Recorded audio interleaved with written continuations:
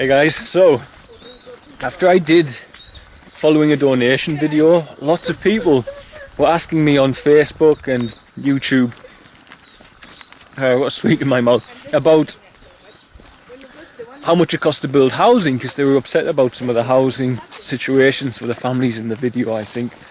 And because of that, I've decided today to come out and visit all the families who do need a house building, and we'll get photos and a little bit of video of each family, and then I'm going to start a fundraiser for each and every one at a time, so as those persons who are expressing a want to help can do that. They can reach out and help, because all of these families live in very bad home conditions, as you've seen. So that's what we're doing now. And first step is exciting for me, because this is a lady, my first ever YouTube vlog was about this lady, and her family are all good now, they're all in school and so on and so forth, but they still have a bad house.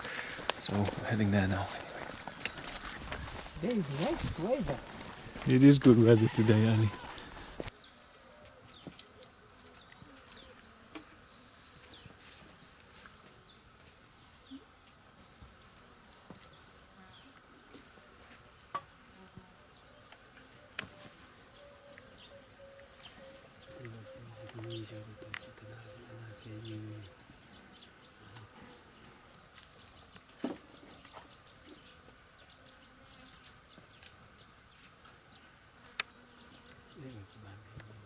Hey guys, so this is, like I say, one of the first video I ever did was here, so if you watch my first ever vlog, and they're in desperate need of a house and other things too. I've spotted their dog since I've been here last has had puppies, and they are very sick, so I'm going to bring them some food, but I've promised them that we'll build them a house within the next 3 months.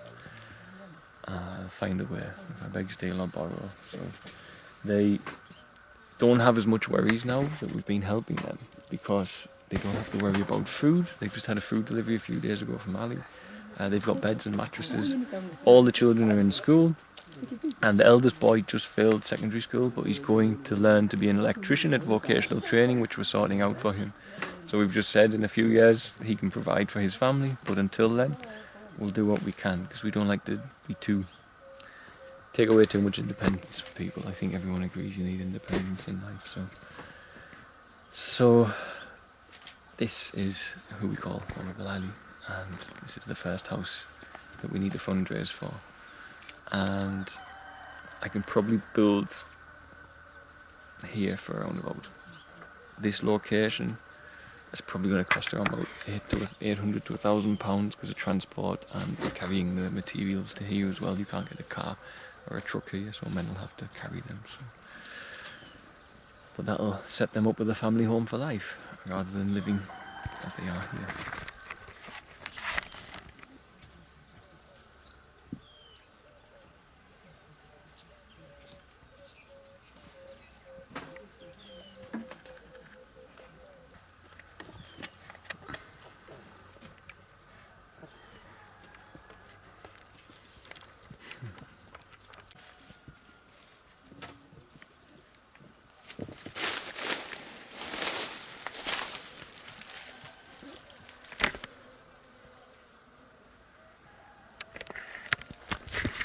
So, even though I haven't fundraised yet, I've offered this week to build them a toilet with some of the money that we have in the bank.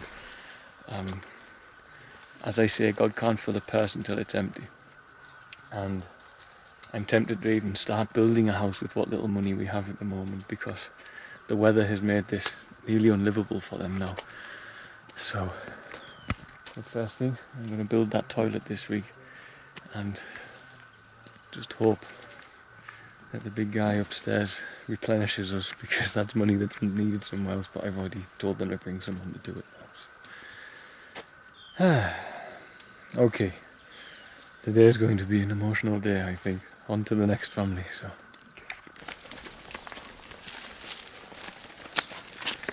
So something really random happened. We're walking in the middle of nowhere. There's like no roads, no village, nothing here. This is the bush, like just farmland everywhere. No community as such, just a spattering of houses. And we meet this man in the middle of the path, just sitting there in a wheelchair. And it turns out that this guy he has a catheter in, he's got an injury in his back, and he hasn't been to hospital for over a year because they kicked him out because he couldn't afford the bill. And he said he's in a lot of pain, and because he's in so much pain, he can't really move around. So he's constantly just sleeping most of the time in bed. And as I say, he has a catheter, and it hasn't been seen to for over a year. Hospital were dealing with it and threw him out because he never paid the bill. So, not a coincidence by any measure. I'm sure anyone with me would agree. It's just so bizarre that he was there on the path, just sitting exactly where we were walking. He was just sitting there. So, poor guy. But I told him, God brought you in front of us today because we can help you.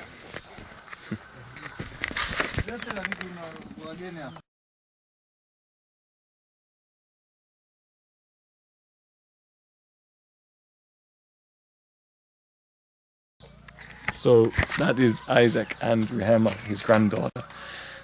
And Isaac was in a car crash in 2005, and he shattered the vertebrae in his spine, so he doesn't have use of his legs, but he also doesn't have use of the lower half of his body, so it makes you incontinent.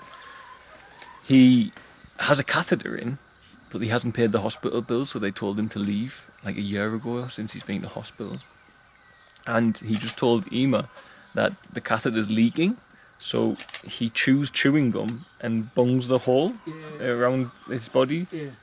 He uses chewing gum to plug the hole for the catheter that comes out of his body to stop it from leaking all of the time, because it's so, I presume by now it must be infected, but I'm not going to take a look where it is because it's a bit personal. But so as soon as tomorrow, we've decided we're going to bring the cars up and load him into the car and take he and possibly his wife to the hospital and get them some treatment, get this catheter taken out and replaced as well.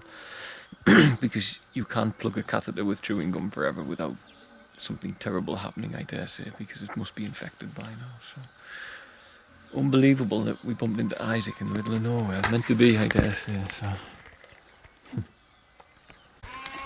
Good idea how far out the way we are. It's a lot of the areas in Tanzania have piped water now, but this is one of those areas where people have to come and collect water in buckets on their head. Super heavy. Chances of finding that guy there is just it's mathematically impossible. I'm shocked. Another synchronicity.